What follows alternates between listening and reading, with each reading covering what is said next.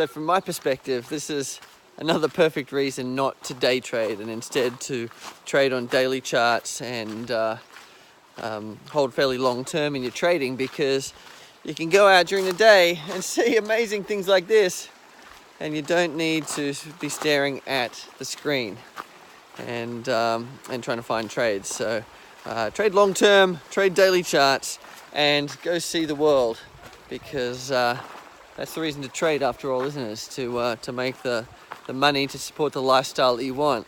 And I want to encourage you to think about that when you are considering what style of trading you want to do. Go longer term, gives you more freedom, allows you to see more things, travel more easily, and enjoy the world. So my name's Adrian Reed. This is Enlightened Stock Trading, coming to you from the bottom of the Grand Canyon. Comment below, let me know how your trading's going, and is it your trading supporting the lifestyle that you want? Because if it's not, then it's time to redesign your trading plan, your trading systems, to give you the lifestyle that you want to live.